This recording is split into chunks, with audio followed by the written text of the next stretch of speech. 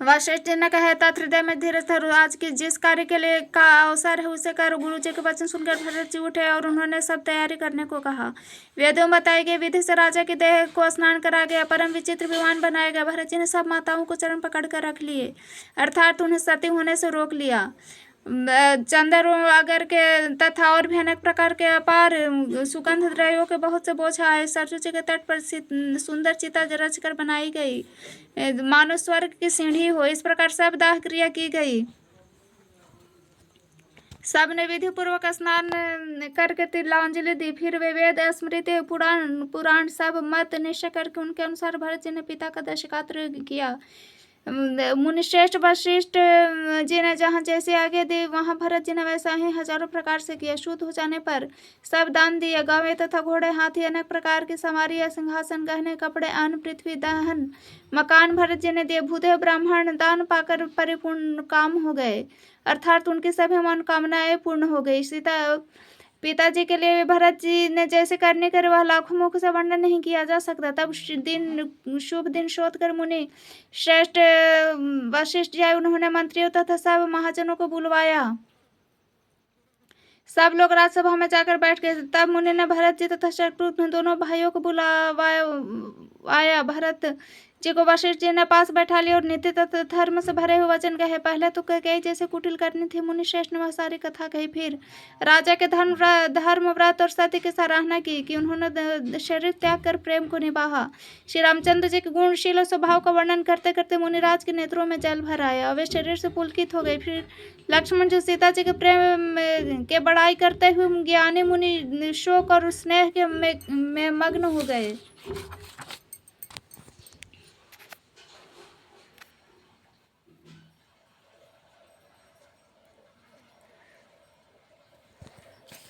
मुनिनाथ बिलख कर दुखी होकर कहा, है भरत सुनो, भावी होनहार बड़े बलवान है, हानि लाभ जीवन मरण हो यश अपयश ये सब विधाता के हाथ है। ऐसा विचार कर किसे दोष दिया जाए, व्यर्थ है किस पर क्रोध किया जाए। है तात मन में विचार करो, राजा दशरथ सोच करने की योग्य नहीं है।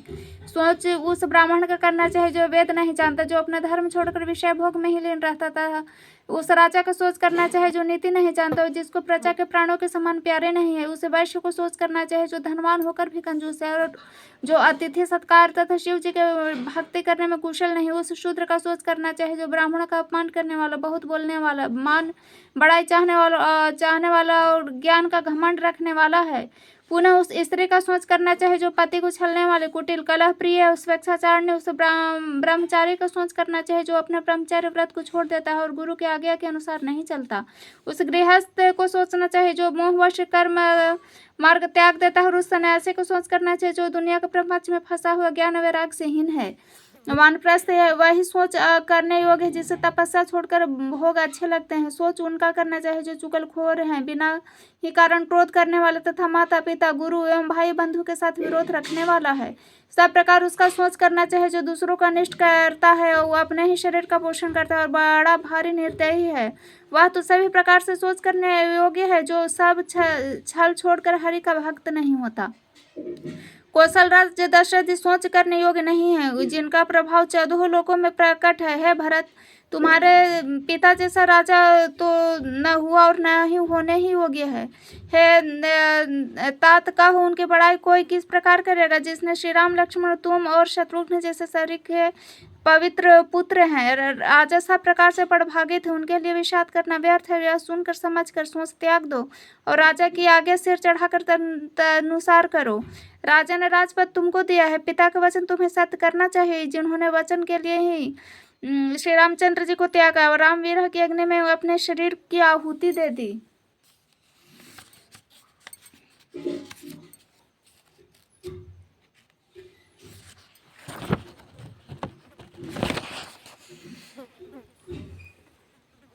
राजा को वचन प्रिय थे, प्राण प्रिय नहीं, इसलिए है तात पिता के वचनों का प्रमाण करो, राजा के आगे सिर चढ़ाकर पालन करो, इसमें तुम्हारी सब तरह भलाई है। परशुराम जी ने पिता की आज्ञा रखी और माता को मार डाला, सब लोग इस बात के साक्षी हैं। राजा आयाति के पुत्र ने पिता को अपनी जवानी दे दी, पिता की आज्ञा पालन करने से उन्हें पाप और अपयश नहीं हुआ। जो अनुचित और उचित का विचार छोड़कर पिता के वचनों का पालन करते हैं वे सुख और सुयश के पात्र होकर अंत में स्वर्ग में निवास करते हैं। राजा का वचन अवश्य सत्य करो, शोक त्याग दो और प्रजा का पालन करो। ऐसा करने से स्वर्ग में राजा को संतोष होगा और तुमको पुण्य सुयश होगा। यह वेद में प्रसिद्ध है और सभी शास्त्रों के द्वारा सम्मत है कि पिताजी इसको दे वही राज्य तिलक पाता है, इसलिए तुम राज्य करो, ग्लानि का त्याग कर दो, मेरे वचन को हित समझकर मानो। इस बात को सुनकर श्री रामचंद्र जी और जानकी जी सुख पाएंगे, कोई पंडित इसे अनुचित नहीं कहेगा। कौशल्या जी आदि तुम्हारी सभी माताएं प्रजा के सुख से सुखी रहेंगी। जो तुम्हारे और श्री रामचंद्र जी के श्रेष्ठ संबंध को जान लेगा वह सभी प्रकार से तुमसे भला मानेगा। श्री रामचंद्र जी के लौट आने पर राज उन्हें सौंप देना और सुंदर स्नेह से उनकी सेवा करना।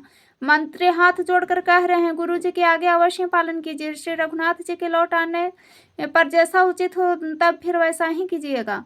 कौशल्या जी भी धीरज धरकर कह रहे हैं, पुत्र गुरु जी के आगे पथ्य रूप है, उसका आदर करना चाहिए, हित मानकर उनका पालन करना चाहिए, काल की गति को जानकर विषाद त्याग देना चाहिए। श्री रघुनाथ जी के जीवन में है, महाराज स्वर्ग का राज करने चले गए हैं, तात तुम इस प्रकार कातर हो रहे हैं। पुत्र कुटुंब प्रजा मंत्र सब माताओं सबके एक तुम ही सहारे हो।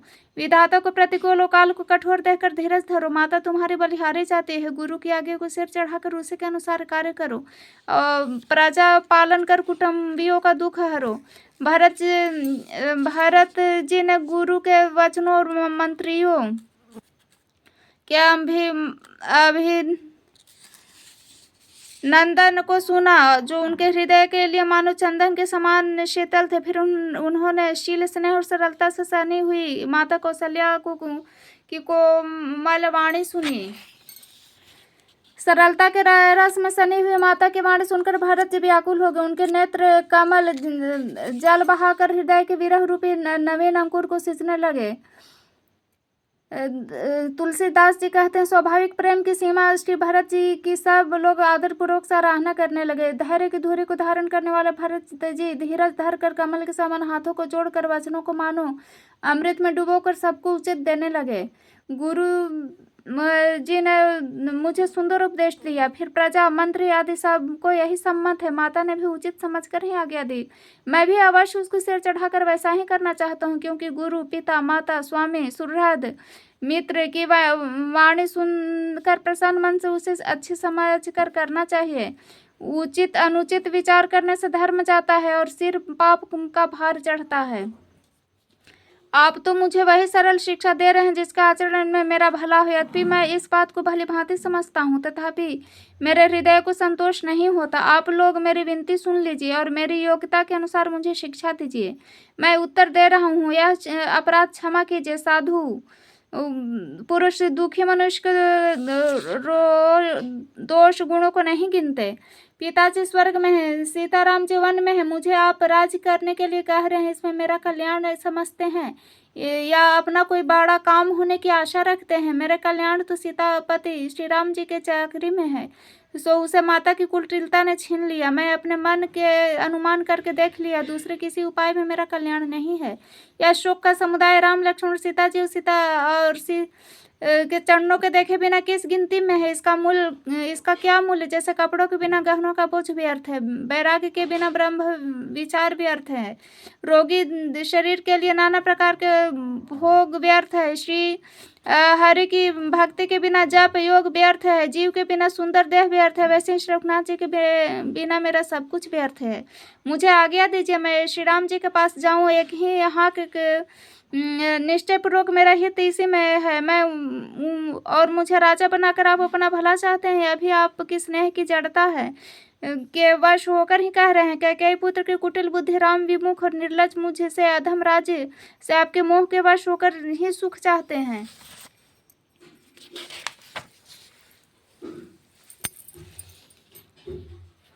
मैं सत्य कहता हूँ, आप सब सुनकर विश्वास करें। धर्मशील को ही राजा होना चाहिए। आप मुझे हठ करके ज्यों यही राज्य दे देंगे त्यों ही पृथ्वी पाताल में धंस जाएगी। मेरे समान पापों का घर कौन होगा, जिसके कारण सीता जी राम जी का वनवास हुआ। राजा ने श्री रामचंद्र जी को वन दिया, उनके बिछुड़ते ही स्वर्ग को गमन किया, और मैं दुष्ट जो सारे अनर्थों का कारण हूँ, होश हवास में बैठा सबकी बातें सुन रहा हूँ। श्री रघुनाथ जी से रहित घर को देखकर और जगत को उपहास सहकर भी ये प्राण बने हुए हैं। इसका यही कारण है कि यह प्राण श्री राम रूपी पवित्र विषय रस में आसक्त नहीं है। यह लालची भूमि और भोगों के ही भूखे हैं। मैं अपने हृदय की कठोरता कहाँ तक कहूँ, जिसने वज्र का भी तिरस्कार करके बढ़ाई पाई है। कारण इससे कार्य कठिन होता ही है, इससे मेरा दोष नहीं। हड्डी से वज्र और पत्थर से लोहा भयानक और कठोर होता है। कैसे उत्पन्न देह में प्रेम करने वाले पामर प्राण भर पेट पूरी तरह से अभागे हैं। जब प्रिय के वियोग में भी मुझे प्राण प्रिय लग रहे हैं, तब अभी आगे मैं और भी बहुत कुछ देखूं सुनूंगा।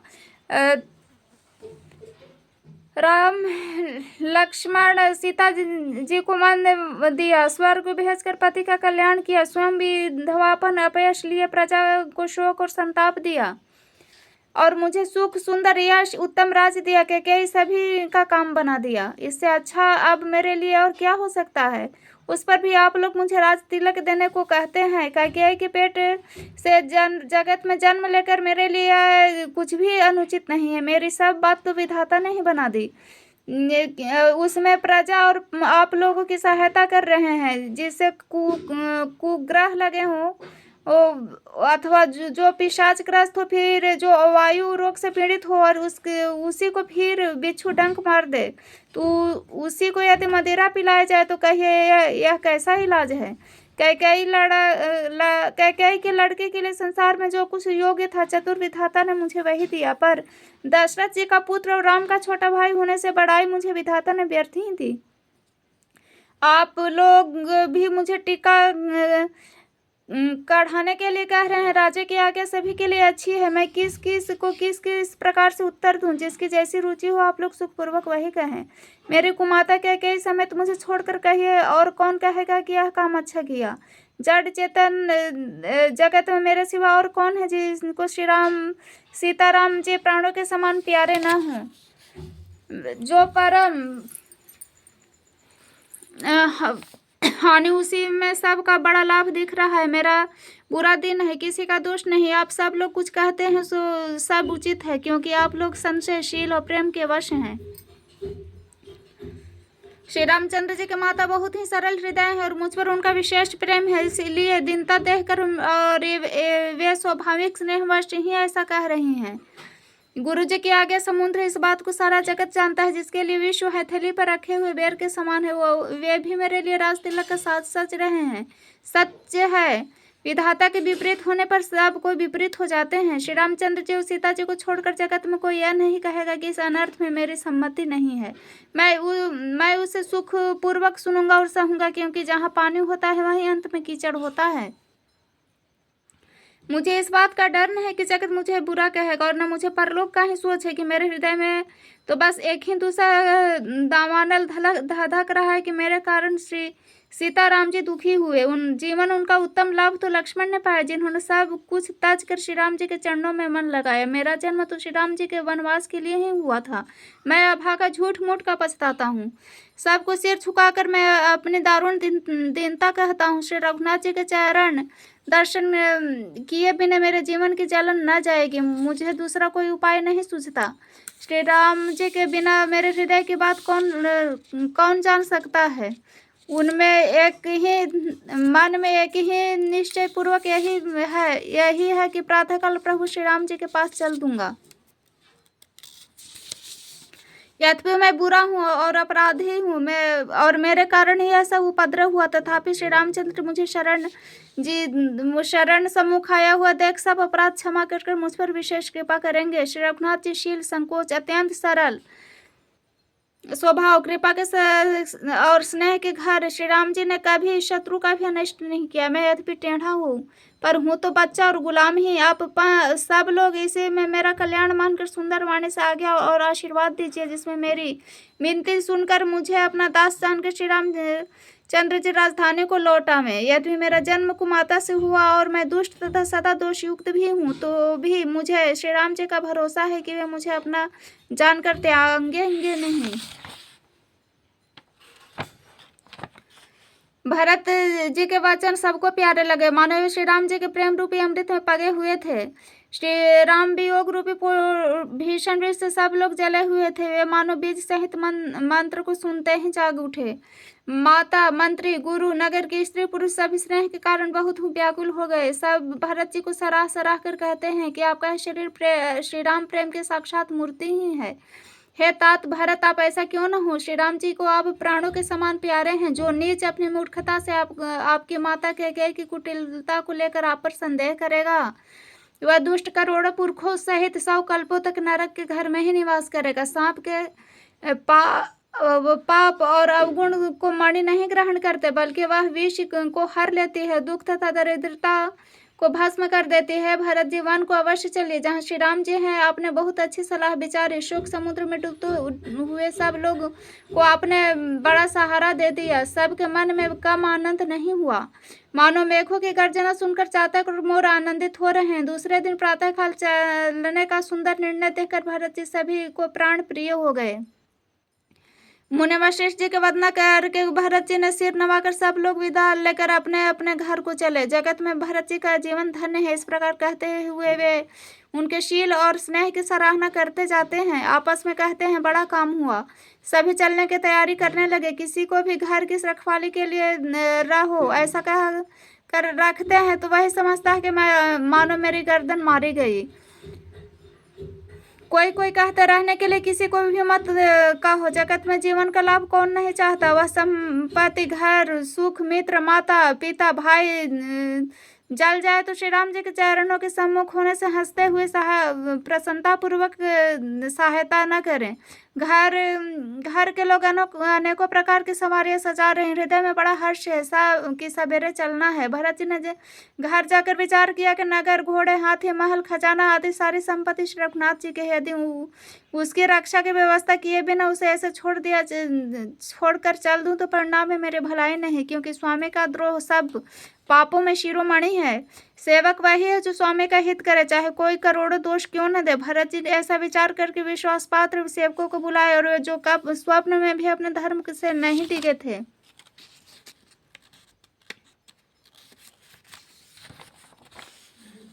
भरत जी ने उनको सब भेद समझाकर फिर उत्तम धर्म बतलाया, और जो जिस योग्य था उसे उसी काम पर नियुक्त कर दिया। सब व्यवस्था करके रक्षकों को रखकर भरत जी राजमाता कौशल्या जी के पास गए। स्नेह के सुजान भरत जी सब माताओं का अर्थ जानकर उनके लिए पालकियां तैयार करने तथा सुखा आसन यान सजाने के लिए कह दिया। नगर के नर नारी चकवे चकवी के भांति हृदय में अत्यंत आर्त होकर प्रातःकाल का होना चाहते हैं। सारी रात जागते जागते सवेरा हो गया। तब भरत जी ने चतुर्मंत्रियों को बुलवाया और कहा, तिलक का सब सामान ले चलो, वन में मुनि वशिष्ठ श्री रामचंद्र जी को राज दे देंगे, जल्दी चलो। यह सुनकर मंत्रियों ने वंदना की और तुरंत घोड़े, रथ, हाथी सजवा दिए। सबने पहले मुनिराज वशिष्ठ, अरुंधति और अग्निहोत्र की सब सामग्री सहित रथ पर सवार होकर चले। फिर ब्राह्मणों के समूह जो सब के सब तपस्या और तेज के भंडार थे, अनेकों सवारियों पर चढ़कर चले। नगर के सब लोग रथों को सजा सजा कर चित्रकूट को चल पड़े, जिनका वर्णन नहीं हो सकता। ऐसे सुंदर पालकियों पर चढ़ चढ़कर सब रानियां चली। विश्वास पात्र सेवकों को नगर सौंप कर सब को आदर पूर्वक रवाना करके तब श्री सीताराम जी के चरणों के स्मरण करके भरत शत्रुघ्न दोनों भाई चले। श्री रामचंद्र जी के दर्शन के वश में हुए सब नर नारी ऐसे चले मानो प्यासे हाथी हथनी जल को तक कर बड़ी तेजी से जा रहे हो। श्री सीताराम जी सब सुखों को छोड़कर वन में है। मन में ऐसा विचार करके छोटे भाई शत्रुघ्न सहित भारत जी पैदल ही चले जा रहे हैं। उनका स्नेह देखकर लोग में प्रेम में मग्न है। सब घोड़े हाथी रथों को छोड़कर उनसे उतर कर पैदल चलने लगे। तब श्री रामचंद्र जी के माता कौशल्या जी ने भरत जी के पास जाकर और अपने पालकी उनके समीप खड़ी करके कोमल वाणी बोली, है बेटा, माता बलैया लेती है, तुम रथ पर चढ़ जाओ, नहीं तो सारा प्यारा परिवार दुखी हो जाएगा। तुम्हारे पैदल चलने से सभी लोग पैदल चलेंगे। शोक के मारे सब दुबले हो रहे हैं, पैदल के रास्ते चलने योग्य नहीं है। माता की आज्ञा को सिर चढ़ाकर उनके चरणों में सिर नवाकर दोनों भाई रथ पर चढ़कर चलने लगे। पहले दिन तमसा पर का मुकाम करके दूसरा मुकाम गोमती के तीर पर किया। कोई दूध ही पीते, कोई फलाहार करते, कुछ लोग रात को एक ही बार भोजन करते हैं। भूषण और भोग विलास को छोड़कर सब लोग श्री रामचंद्र जी के लिए नियम व्रत करते हैं। रात भर सई नदी के तीर पर निवास करके सवेरे वहां से चल दिए। तब श्रृंगवेरपुर के समीप जा पहुंचे। निषाद राज ने जब समाचार सुने तो वह दुखी होकर हृदय में विचार करने लगा।